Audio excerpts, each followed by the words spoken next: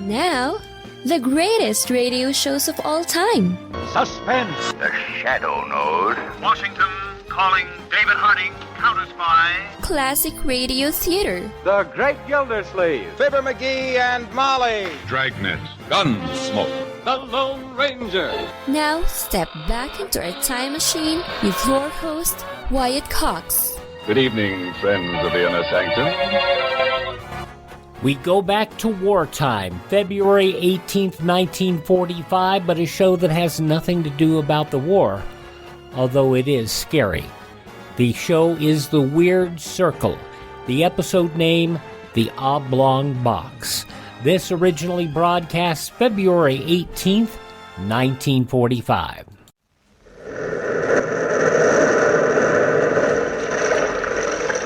The Weird Circle. In this cave by the restless sea, we are met to call from out the past stories strange and weird. Bellkeeper, toll the bell, so all may know we are gathered again in the Weird Circle.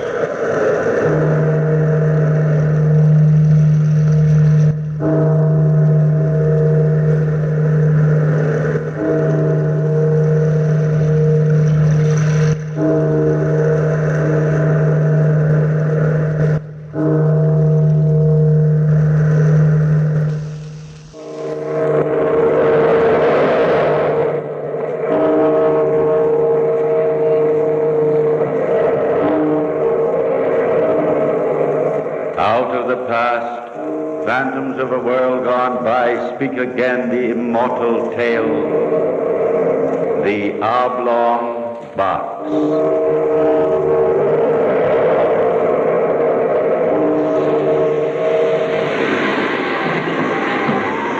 There, Captain.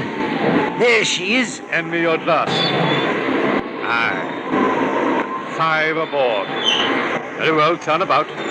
We'll drop line and take them on. Aye, Stand by the mainsail! Longboat sighted northeast! Lifelines on up! You make out what ship she's from? Too far, Captain. She's American, though. Aye. We'll soon be on them. Mate, if the captain's with them, send him up to my cabin. Aye, sir. Take in the mainsail! Easy now, don't run him under! Heave to!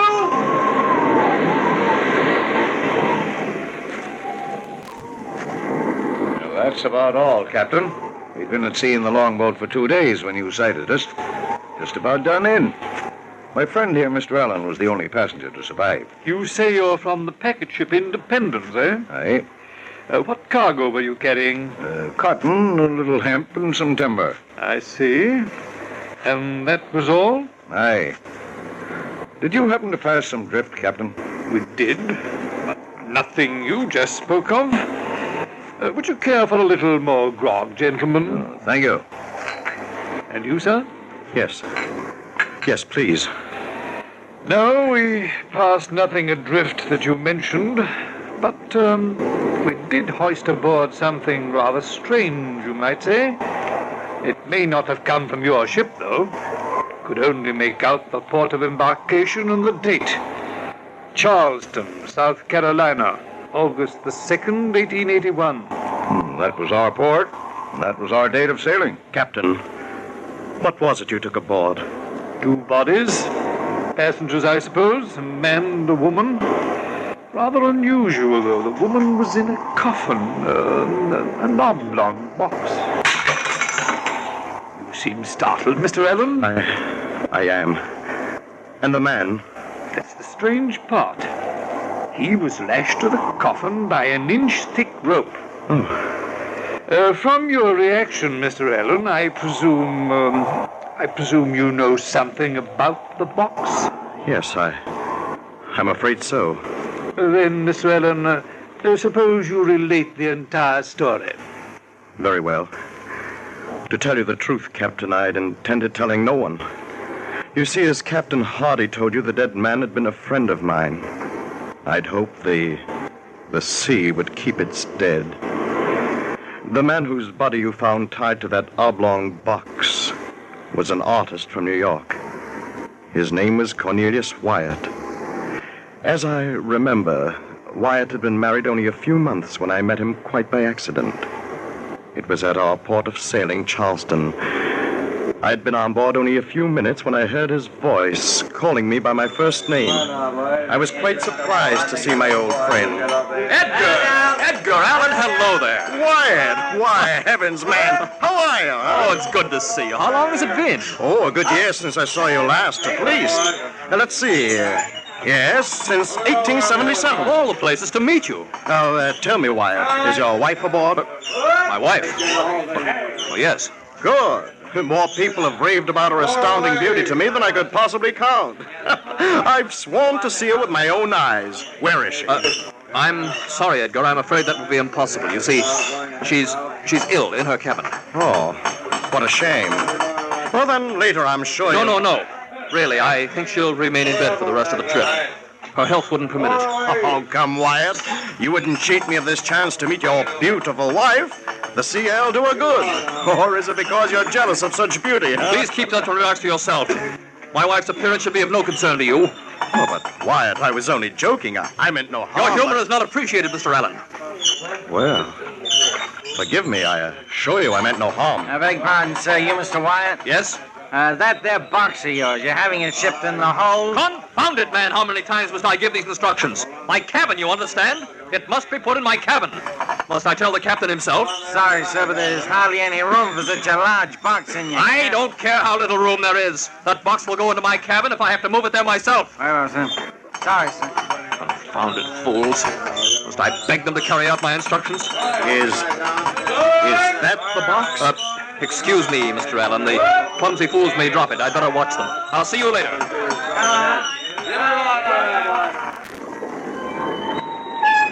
Although at the time I was surprised by my friend's sudden outburst, I passed it off to temperament.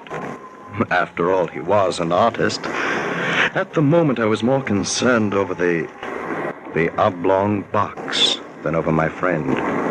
It bothered me quite a bit. I couldn't find a reason for his being so overwrought over the placement of a cumbersome large wooden box.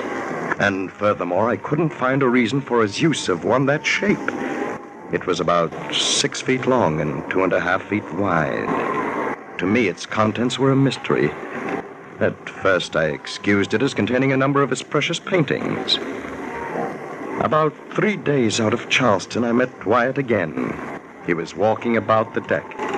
As I approached him, he cordially offered me his hand. Hello there. Hello, Wyatt. Edgar, I believe I owe you an apology. Apology? Yes, you must forgive the way I acted the day before we sailed. I'm not as well as I should be. Oh, think nothing of it. Here, let's sit here. That's it. I'm under a severe strain, Edgar. Perhaps I should tell you. You are my friend. I should tell someone. Why, of course. What others have told you about my wife is true. She is beautiful. Very beautiful. I'm afraid too beautiful. Yes? I was one of many, many suitors. I was the fortunate one. Why, I don't know. She doesn't love me, Edgar. Are you sure she doesn't love you? Yes, I'm sure, very sure.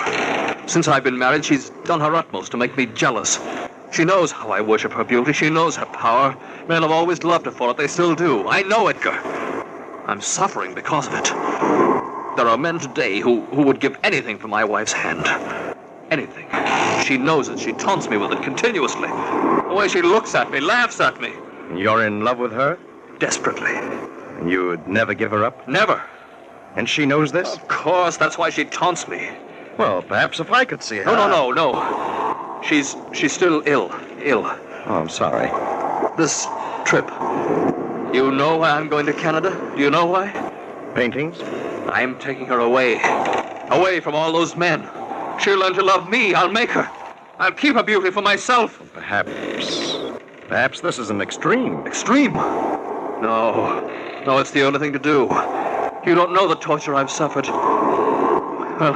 Well, let's talk no more about it. I feel better now. As you wish. You will keep my confidence? Oh, without question. Now, how's your painting coming, Wyatt? I haven't touched a brush in months. But the canvases you brought aboard, weren't they yours? Canvases? I suppose they were in the large box you have in your cabin. Why do you suppose that? Well, because of its unusual size. That box doesn't concern you. It's none of your business. I didn't say that I... Don't ever mention that box again. I forbid you. You hear? Don't ever mention that box again. Perhaps I've been too hasty, Captain. Perhaps the man just isn't well physically. Well, the box, it could contain something unimportant. I think I was overly curious, that's all. I've known him for a long while, you know. He's always appeared perfectly normal before. And everything's been all right lately? For the past few days, yes. He's been perfectly cordial. And I think perhaps it's best we pass over the entire matter. There's probably some logical, some simple story behind what's happened. Yeah. More port? No, thanks. I think it's best I be getting back to my cabin. Looks as though there's an unhealthy storm brewing along the coast. I'd best get back. Oh, I noticed it getting a little rough. Will it hit us? I can't tell yet. Well, good night, Mr. Allen. Perhaps you'll join me at dinner tomorrow night, eh? Thank you, Captain. I'd be... Listen. What? Shh. I thought I heard... Listen. Again. Nothing. I hear nothing. The wind, that's all. The events have made you a little nervous, I suppose. No, wait. I'm sure I heard something strange. Groaning or something from out there. Well, open the door. It's probably the ship's cat. Captain, here, quickly! The passageway's black. The steward probably took the lantern to... Listen. Again. Hear it? Oh, yes. Yes, I do. It came from the darkness down there to the end of the passageway. Somebody's in trouble.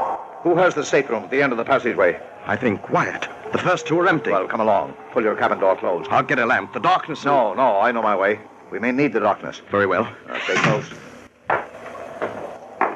The first two, you say, are empty? Yes. And this one, you believe, is Wyatt's? It should be. I'll stand here a moment. I'll listen again. A knocking.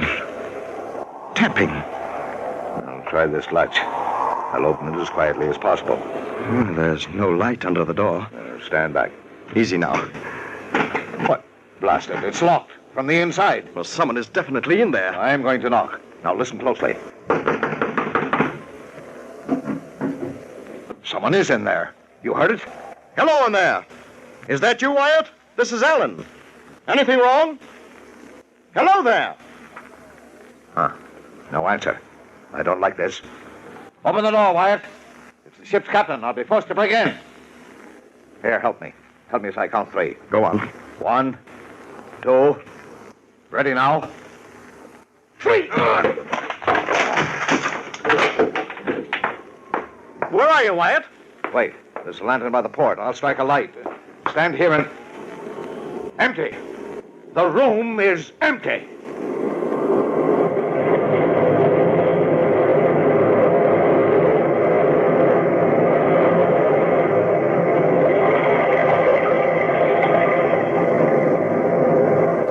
February 18th, 1945, The Weird Circle on Classic Radio Theater with Wyatt Cox.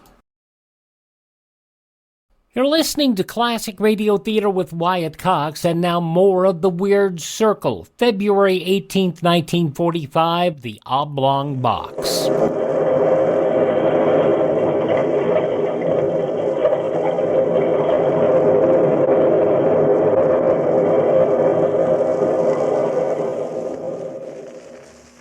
For a moment, both of us stood there, in the gloom of Wyatt's cabin. We were sure somebody had been there but a moment before. We'd heard them. And now the cabin was apparently empty. The door had been locked from the inside. Nobody could have left the room without our seeing them. Then suddenly Captain Hardy pointed to the right wall of the cabin. There in the dimness of the gloomy shadows. Alan, this cabin and the one beside it are adjoined. Now, let me get the light and see if the adjoining door has been opened. Whoever left in a hurry. Here, Alan. Give me a hand. I can't reach the lantern. Blast it! Hardy! All right. Just stumbled over this blasted box. My hand. The oblong-box. Excuse me, gentlemen. I didn't mean to intrude. Wyatt! May I come in? There's another lamp on the table. Allow me, Captain Hardy. But where did you come from? How did you get into the passageway when That's better. Mr. Allen, I have been walking my wife on deck. May I introduce you? Oh, you may come in, Marjorie. Marjorie, this is Mr. Allen, the man who desired to meet you so much, and the captain of this vessel, Captain Hardy. How do you do?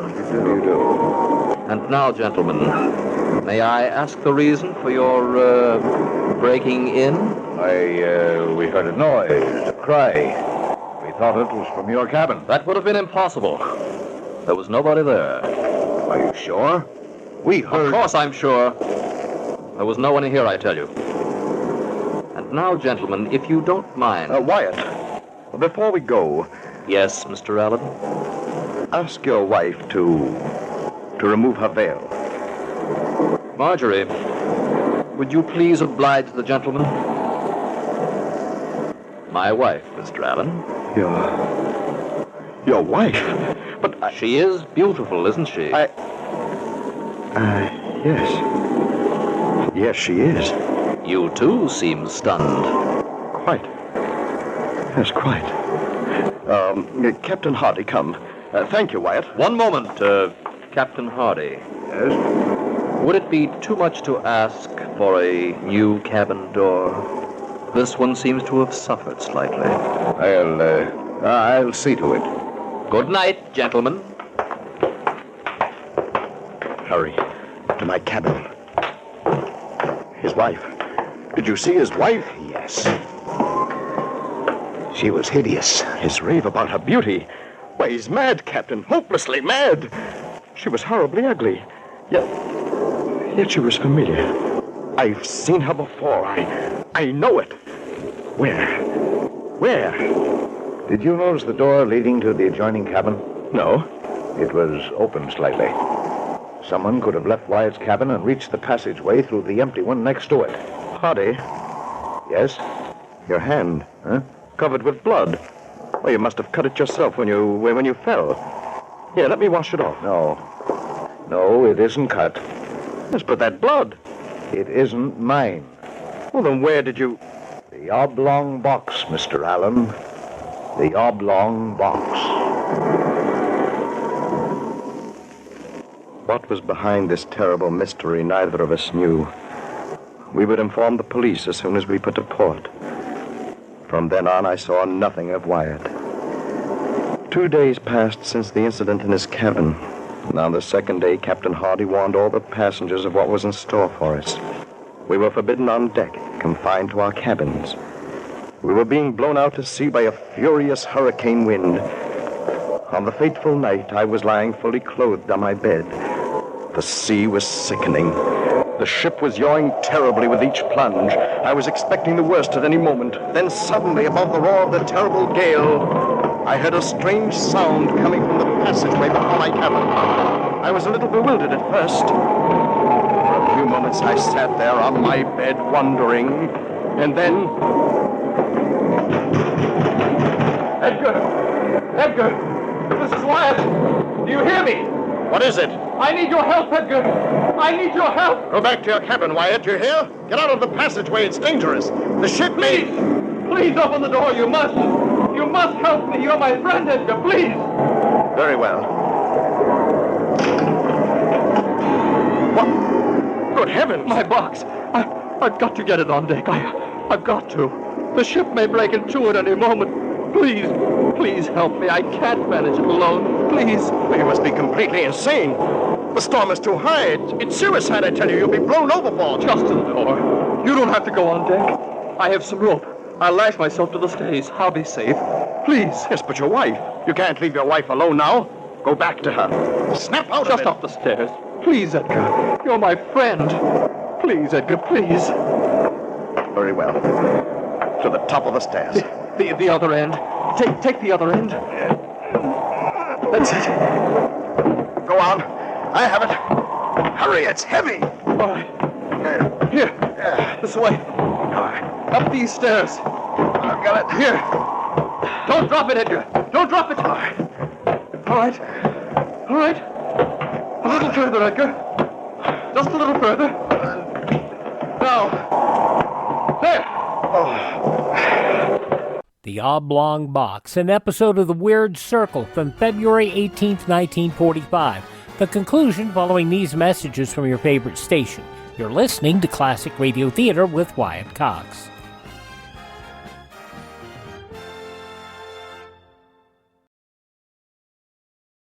Classic Radio Theater family, you know our friend Mike Lindell has a passion to help everyone get the best sleep of your life. He didn't stop by just creating the best pillow. He created the best bed sheets ever. They look and feel great, which means an even better night's sleep for me, because, you know, I'm working like 67 hours a day. Now, Mike's offering the best deal on his Giza Dreams bed sheets ever. You can get a set of Giza sheets for as low as $29.98. You'll never want to sleep on anything else once you slept on a set of Giza Dream sheets. A special offer for you right now. You can get a set of Giza sheets for as low as $29.98. Call 1-800-928-4715. Use the promo code Wyatt. Or go to mypillow.com, use the promo code Wyatt. It's good on anything on the website. That number again, 1-800-928-4715. Use my promo code Wyatt.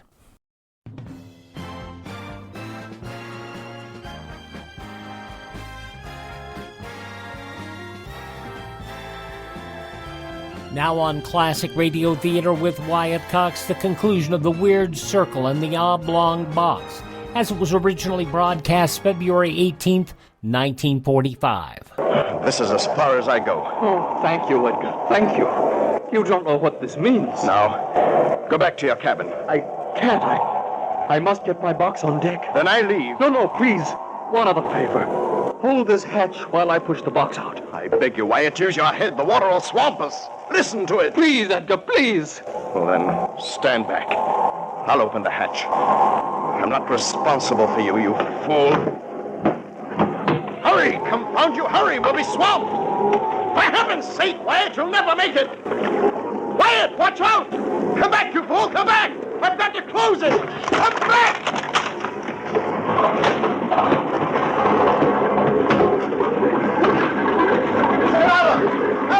Close that hatch! Get back! Captain, here, help me close it quickly! In the heavens' name, hurry!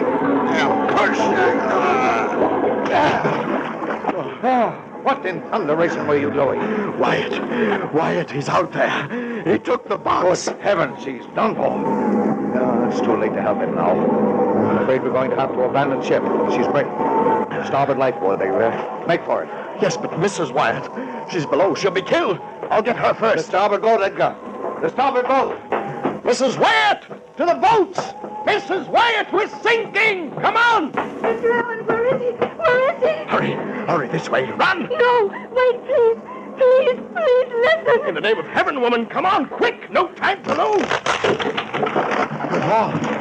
Mrs. Wyatt. Mrs. Wyatt!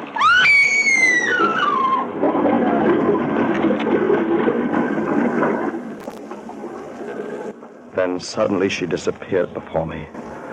Water gushed down the passageway. She was swallowed by it. I struggled forward and made my way to the starboard boat.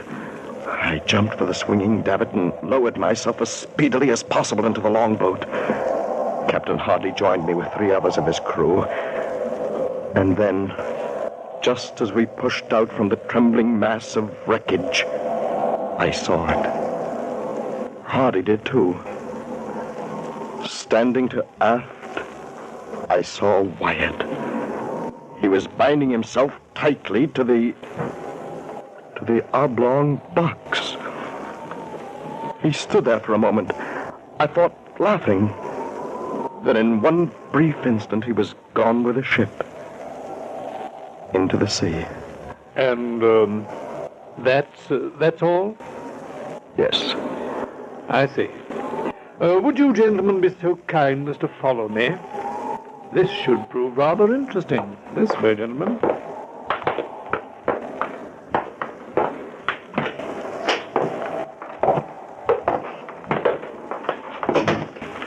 Captain, when did you find this box? Yesterday afternoon. In here, please.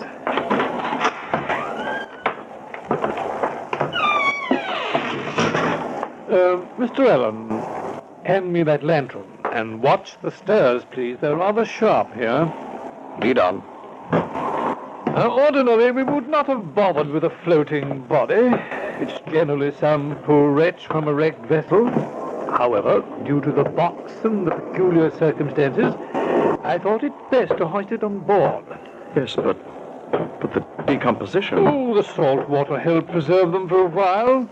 I thought we could reach New London safely with them. However, since we were blown off our course by that wind, it'll be a good day and a half before we reach land. I'm afraid I shall have to commit them both back to the sea. Mr. Allen, swing that door open, please, will you? Over there, in that corner. Yes. Yes, that's the box. Captain Hardy, would you kindly hold the lantern while I lift this blanket? Certainly. Is this the man you call Wyatt? Poor devil. Hardly recognizable. Yes, that's Wyatt. And now, Mr. Allen, if you would give me a hand with the top of this box. It had been firmly nailed, however, we pried it loose when we took it aboard. Just pull at that end carefully. Go. Good heavens. Even after 2 days at sea, death did not destroy that waxen beauty. It's almost impossible. Still so beautiful. You notice the wound over the heart? Yes. Mr. Allen, that was the beauty Mr. Wyatt talked of. Why, of course. This must have been his wife. But wait, the other Mrs. Wyatt. Oh, yes, of course. I knew I'd seen her somewhere before. The maid. Their personal maid. Yes, now I remember. She tried to tell me something before she drowned. Wyatt murdered his real wife.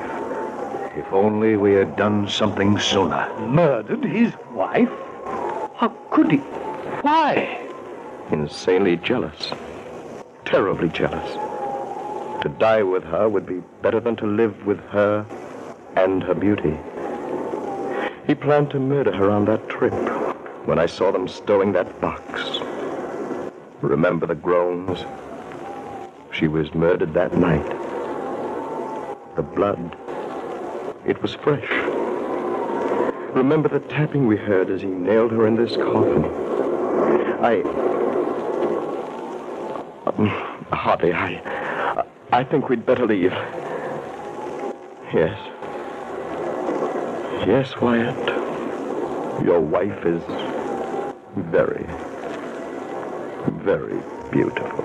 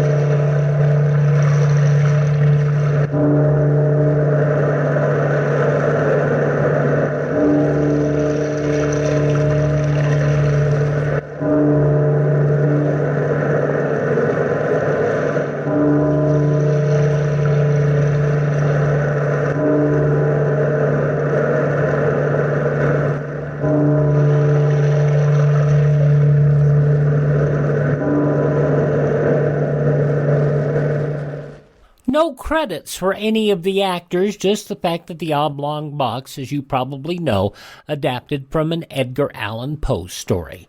The Weird Circle, as originally broadcast February 8th, 1945 on Classic Radio Theater with Wyatt Cox.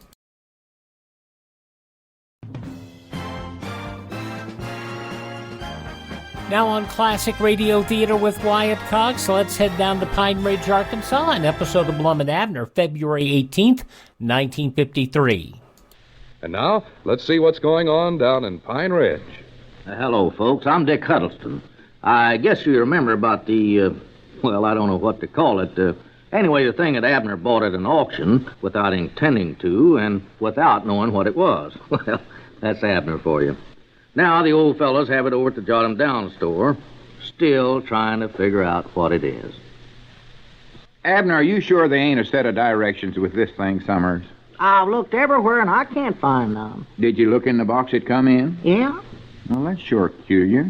You'd think surely with a contraption like this, they'd send some instructions with it.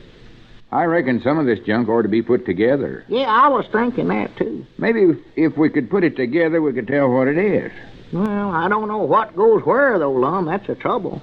Sure is a batch of junk here. Wire, metal gadgets, I don't know what all. Well, just looks to me like you might as well throw the dead blame thing away. Oh, no, I ain't gonna do that. Want to find out what it is first. Want to know what I'm throwing away. Grannies, Abner, you ought to be bored for the simples. Huh? Here, we just been back in business 2 days, and already you got everything all balled up. Well, now, Lum... Any feller that ain't got no more sense than to buy something he don't even know what it is ought to be locked up. Lum, I told you I never aimed on buying it. I was just raising my hand to knock a fly off my ear, and the auctioneer claimed I was bidding. Well, you oughtn't to have went to auction in the first place. And in the second... Wait a minute. What's the matter with us? I know what'll clear this up. Well, good. What did the auctioneer call it when he was auctioning it off? Oh, yeah, sure. Why, that'd tell us, wouldn't it? Why, of course it would. What a couple of ninnies we're. Yeah. What did he call it? Well, to be honest, Lum, that fly was bothering me so much, I never paid no attention to what he was saying. Oh, for goodness Now, wait a sake. minute, though. I do know what he called it. Good. He called it this next item. Next, oh, for pity's sakes. Something else he called it was a stupendous bargain. Yeah, that helps a lot. Now, there's another reason I don't want to throw it away, Lum. It's such a good bargain. Ain't often a feller gets a bargain like that. Abner, think hard now. Try to recollect what he called it. He had to call it something. Well, he said it was a war surplus item, I believe. War surplus? Yeah. Doggies, you don't reckon that's a Adams bomb, do you? No, of course not. No. Couldn't be. I hope not. Surely. I don't believe they auction them things off no way. They don't, huh? Besides, bombs are sort of round-shaped, I think. Oh. This is square. Well, let's look through the box again for some directions of some kind. Lum, it ain't no use. I've looked every place. I wonder if we could have burned them up. Burn them up? Why, sure. You know, a lot of that stuff was wrapped in paper, and we throwed it in the stove. We might have thrown the directions in there, too. Oh, my goodness, I never thought of that. If you hadn't been so excited when you got it and started stirring around in the box, you might not have lost them. Well, you was excited, too. Fact is, you and Cedric was the ones that drug out most of that stuff out of the box. Yeah, no use to worry about that. That ain't going to help us none. Good. What we got to do is figure out just what this thing is. It's embarrassing having folks come in here and ask what it is and not know what to tell them. Well, I don't know why they should care. You just tell them it's mine. I'm the one that has to tell them I don't know what it is. I still think it's some kind of a radio, but I'll be dead blamed if I know how to work it. It's got a couple of dial things on there that looks like part of a radio. Well, we ain't been able to get no programs on it, though. Looks more like a big machine that I seen in a doctor's office once. No, I don't much think so. No, I don't believe I'd buy one of them. I ain't sick. Cedric thinks it's some kind of a newfangled electric pinball machine. For pity's sake. We spent an hour this morning trying to put nickels in it. Well, it ain't no pinball machine. I know that good. Lum, what about the words that's printed on there? Don't they mean nothing? Well, I reckon they do. It's more like the reason they put them on there. That's good thinking on your part. I noticed one place here it says volume. Down here it says voice. Just wondering if it's some kind of a jukebox. Jukebox? Yeah, they have them in restaurants, you know, and drugstores. Yeah, but Lum, there ain't no place to put nickels in it. Or at least way Cedric couldn't find none. Of course, now, it might be the kind you have to put dimes in. A dime will go a lot of places that a nickel won't. Yeah, that's sound reasoning. Doggone, I hope it is a dime machine. That way we'd make just twice as much money. Well, it ain't a jukebox. It ain't fancy enough. Besides, Hey, wait a minute, Lum. Harley Ludson. Harley Ludson? Yeah, I ought to have thought of him in the first place. What are you talking about? Well, Lum, there's a feller that could tell us what this thing is. Yes, sir, old Harley Ludson. Well, who in the world is Harley Ludson? Oh, you recollect him? Tom Ludson's boy. Awful mechanicals minded. Knows all about machines and all that sort of junk. Yeah, when he was only 7 years old, he'd taken his mama's electric washing machine clean apart, every cog in it. And he done it in 9 minutes and 27 seconds flat. Granny, that's fast. Yes, He sir. must be a genius. He is. Well, just to show it taken his mama 3 months to put it back together again. Just give you an idea how smart that boy was. He was smart. Oh, he was. Or she was dumb one. No, he was smart. He had a brain up there. Well, do you reckon he could sure enough tell us what this contraption is? Lum, there ain't a contraption in the whole wide world that he don't know the name of. Well, then what are we waiting for? Granny, this is the best idea you ever had. Well, get on the phone there and get Harley over here. Well, that's the trouble. I can't. Harley moved to Twin Falls, Idaho back in 1931. Or now was it 32? Abner, someday I'm going to whop you right on top of the head. No, it was 31. I can beat bumps on your head faster than you can rub them. Well, Elizabeth will know. I'll just call her up. No, there. never mind. It don't matter when he moved. Now we're right back where we started. Got a white elephant on our hands for sure. Oh, well, Nothing. Just what skip did it. you say? Well, I know it ain't no elephant, Lum, because it ain't even white. I said skip it. Oh, all right. Oh, wait a minute. There comes Squire Skimp heading over this way. I bound you, he'll know what it is. He knows everything. Yeah, I know he does, but I doubt... Well, I sort of hate to come right out flat-footed and ask, Squire, tell you the truth. I feel kind of embarrassed. It ain't good for a man of my brains to look ignorant. Well, I don't want to ask him neither. Special, because I own it, and I ought to know what I own. Yeah. Maybe I can just sort of casual lead him into a conversation about it. Draw his attention to it, and he's bound to mention what it is. What if he don't? Well, don't worry, he will. I'll ask him some leading questions. What kind of questions? Okay, Chuck, here you go. Well, howdy, Squire, old boy. Come on in. Well, gentlemen, how are my good friends today? Oh, just tolerably, Squire. Proud to hear it, Lum. By the way, I brought that little insurance policy over, the one we discussed yesterday. Thought you might like to glance over. Oh, yeah, sure. Well, you can lay it right here on this gadget here. Well, fine. Do you think this gadget here is a good place to set it? Oh, yes, Lum. Any place is fine. Now, I want to call your attention to Clause B, Section 5. Squire, does this policy cover everything in the store? Like, for instance, this gadget here? Oh, yes, certainly. I'll tell you what, Lum, I have another appointment. Why don't you look this over and sign it, and I'll pick it up later. Better get to them leading questions, Lum. Hey, Chef Abner. Well, I'll see you men later. Oh, great balls of fire.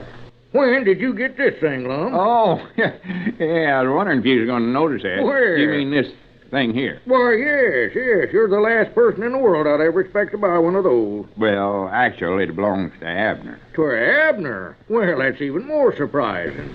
It is? Yes, it looks like a good one, too. Oh, yeah, it's a dandy. No doubts about that. Why don't you stand it up? You got it lying on its back there. Oh, yeah, sure. What's the matter with us? Yeah, we just had it set that way temporary. Yeah. I remember once Mrs. Skimp and myself were shopping in a war surplus store, and we saw one of these. Mrs. Skimp didn't even know what it was. For goodness sake. What did you finally tell her it was, Squire? Oh, I just told her what it was, that's all.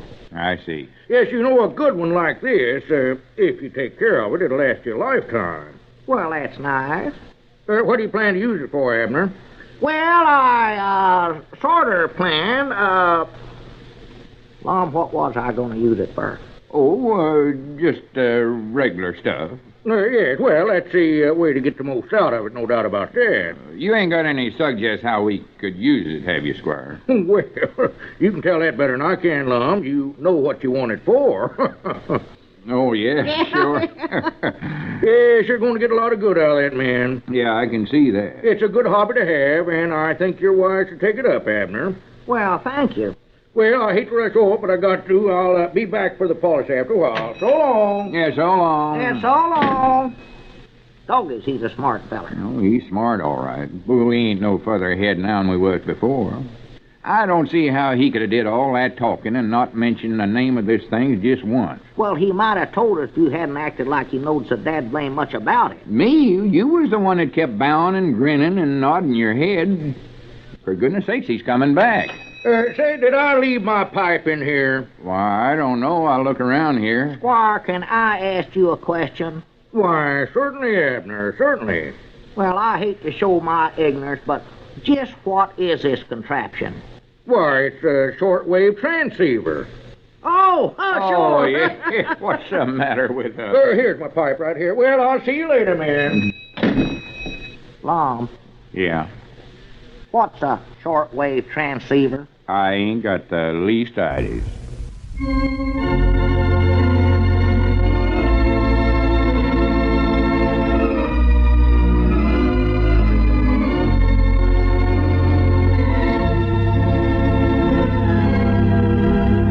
So they know what it is, and yet they still don't know what it is. You gotta love that.